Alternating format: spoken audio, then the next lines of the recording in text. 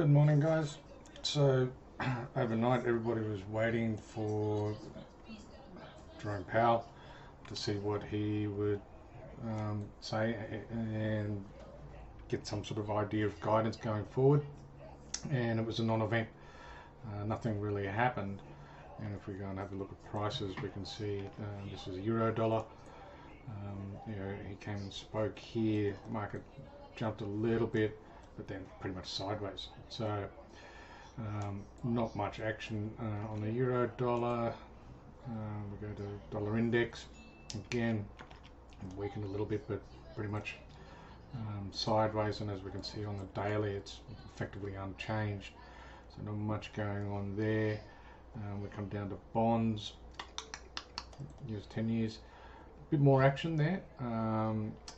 We saw bonds getting a little bit as we come into the big number, which is the inflation figures tonight.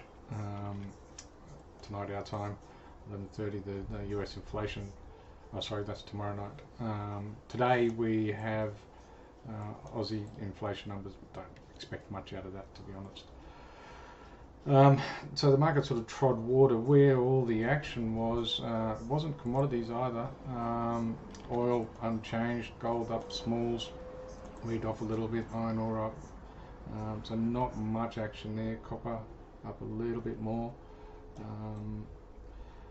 But the big action was in stocks, whilst it doesn't look like it on the daily charts. Come and have a look at the stocks, and where I want to get to is the concern about stocks, US 500. So again, on the news of Powell, a bit of an uptick, and then the stocks were getting bullish.